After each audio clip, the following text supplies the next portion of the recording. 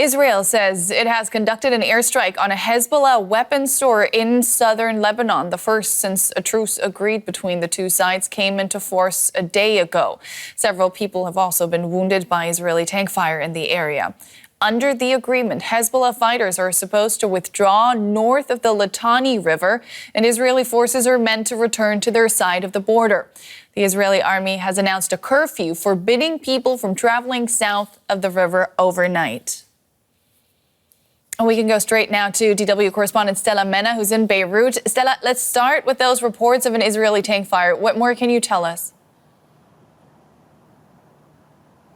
There are several reports about several violations of the ceasefire agreement. One is about a tank fire, but there has also been a drone attack that is supposed to have injured two people. It was a drone attack onto a car in the border region in the south. We also hear from shelling and gunfire from villages in the border region like Khiam. The Israeli army is claiming that they fired because they saw suspect movement on the other side of the border and that they are only doing this to reinforce the ceasefire agreement. How are officials in Lebanon reacting to this, and what's Hezbollah been saying? We have a statement from the MP Hassan Fadlallah. He's a MP for Hezbollah, and he said that these incidents are violations of the ceasefire deal. And he said that Israel is just targeting residents that are coming back to the south, that they are just targeting civilians. That is what Fadlallah said. But he said earlier also that Hezbollah is willing to cooperate with the army in the south and that it is willing to accept the presence of the army in the south.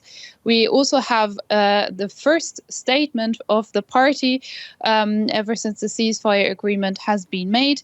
Hezbollah is not really talking about the ceasefire directly, but they say that its fighters are monitoring the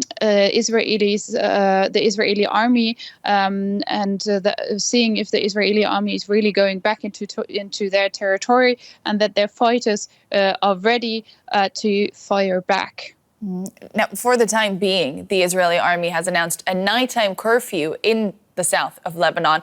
What does that mean for the residents that have just begun returning home? We've seen again a massive traffic today from people going towards the south, trying to return to their homes or at least check on the state of their homes. Of course, for these people, that means that they could be stuck now. Some people might have not arrived at the villages where they are heading to due to the heavy traffic, or they just wanted to check on their house and they are now stuck in a house that is not inhabitable. But here in Lebanon, people are really angry about these curfew, or there's a lot of negative mood towards this curfew. Some people here say, what is a ceasefire about if we now have a situation where the Israeli government is making rules about the movement in Lebanese territory and is really making rules for the Lebanese people and how they are allowed to behave in their own country. DW correspondent Stella Mena in Beirut, thank you so much for that update. And we can go straight to the other side of the border and bring in our correspondent Emily Gordine. She joins us from Jerusalem. Emily, what has the Israeli military been saying about the tank fire and the curfew? Well, the Israeli military says that it struck a facility that was used by Hezbollah to store mid-range rockets and that it is acting within the framework of the ceasefire. When it comes to the curfew, it says that ultimately this is for the safety of the residents of Lebanon, given the fact that southern Lebanon, and you have to remember, has been the place of heavy fighting over the past few months, and the Israeli military is still stationed there. But again, this is information that we have been receiving from the Israeli military. It is very difficult for us to verify this information. Is Israel now violating the ceasefire, as suggested by Lebanese officials, or is Israel acting within the ceasefire agreement, and is it merely responding to violations on the other side? That's very difficult for us to verify from here. But what we do know, and what this does tell us, is that the ceasefire agreement is incredibly volatile. We have seen, as part of the ceasefire agreement, residents in southern Lebanon return to their homes. Now, across the border, many villages in northern Israel are still deserted. Why is that?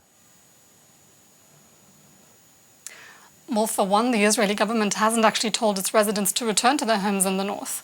But I was in the north yesterday, and while there is some relief that the constant barrage of rockets has stopped and people can go to cafes, can move freely in the streets, and at least in some cities, without having to worry about where the next shelter is, there's also very, very deep distrust about the ceasefire and whether it will last. We were in Shlomi, which is a small border community close to the Lebanese border, and it remains absolutely deserted. And essentially what we've heard from people who did come back to check on their houses is that they don't believe that this ceasefire deal really restores safety and security, so they won't be returning anytime soon. And that's also echoed or mirrored really by a lot of the leaders of local municipalities across northern Israel who've been very angry at this ceasefire deal, and some of them would have really liked to see some kind of buffer zone a few kilometers inside the Lebanese border that would essentially have created a kind of dead zone that would have prevented Hezbollah from rebuilding its capabilities. Essentially what people are very worried about is that Hezbollah could eventually rebuild its capabilities and launch an attack similar to the one led by Hamas on October 7th last year. So again, some relief, but ultimately deep, deep distrust that this ceasefire will last. Emily Gordine in Jerusalem, thank you. Anna Christine Runn is a Lebanon analyst with the Middle East Center at the London School of Economics. Welcome to DW. Now, this ceasefire was always expected to be shaky. Now we're looking at the first violations that were reported today. How optimistic are you that it's going to hold? Well, I'd say I'm still cautiously optimistic, but it has to be said that even though the parties have agreed to a ceasefire, they don't necessarily agree about the details of its implementation, and they certainly don't agree about what's happening on the ground right now. And this is something that will very likely cause frictions also in the coming weeks. And the question is, how big will those frictions be? Will they be so big that they threaten the ceasefire itself? Hezbollah celebrated the ceasefire as a victory over Israel. Is that just propaganda, or has Hezbollah really gained something here? Well, if we look at it militarily, Hezbollah hasn't defeated Israel. That's clear to everyone. They have suffered major losses militarily. The scale of Israel's attacks, the quality of their intelligence has arguably taken Hezbollah by surprise. But if we look at their rhetoric, the way they frame this victory is actually more as an absence of defeat. What they're saying is, we have managed to withstand and survive attacks from the Middle East's most powerful US-backed military. They have not achieved their goals, and that is due to us. But that's, of course, part of the propaganda that Hezbollah is using now to rally support from their members and their constituencies in a time where some of them might doubt how strong Hezbollah is. Let's talk about how strong Hezbollah is. Agreement is that they have been significantly weakened in the past months. What does that mean for their relevance and their strength within Lebanon?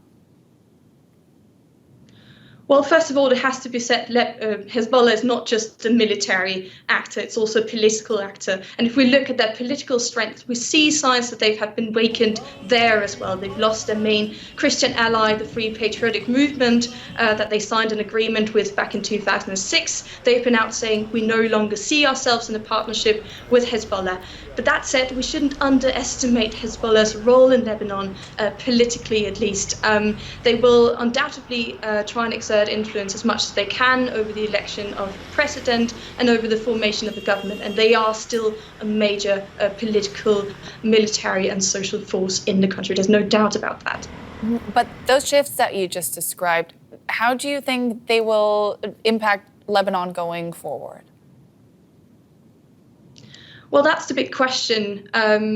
Lebanon is in dire need of a president and a new government. It's currently been run by a caretaker government and no president for 2 years. And these are problems that need to be solved in order for Lebanon to recover. But the problem is now that there is an increasing polarization between, on the one hand, Hezbollah and their allies and their political rivals. And it doesn't seem easy for these parties to meet about a common candidate. So even though there has been set up a meeting for the election of a president in January, this is no guarantee that a president will be elected in Lebanon anytime soon, no matter how much the country needs it.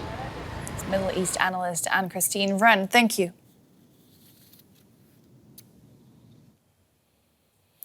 With the ceasefire in Lebanon proving fragile, there has been no let-up in the fighting in Gaza. Palestinian health officials say Israeli airstrikes on a refugee camp have killed at least 16 people. The White House has promised a renewed push to end the war. Meanwhile, aid workers say the humanitarian situation remains desperate. Israeli airstrikes have once again targeted central Gaza, hitting several buildings, including a residential block, forcing Palestinians to flee. Families rushed their wounded to hospital after a strike hit the Nusayrat refugee camp. As the bombing continues, Gaza's residents, who have endured relentless airstrikes for over a year, are now facing their second winter since the war began. Homelessness and hunger have reached catastrophic levels. Here in the south, people are scrambling to find food with little to go around. We are displaced from the north. I have 3 kids. The oldest is 11 and the youngest is a year and 3 months. I feed them bread and tea. If I go home without this bundle of bread, my kids would starve to death. As conditions remain dire, Palestinians in Gaza watch the ceasefire in Lebanon take effect, holding on to a faint hope for relief. I hope a ceasefire will happen, like it did in Lebanon. We would leave. I just want to take my children to see my land, my house, to see what they did to us. I want to live in safety. God willing, we have a truce so that we can live in stability like we did before. But for now, the prospect of stability remains distant for Palestinians, as Israel has given no indication that its war in Gaza will draw down anytime soon.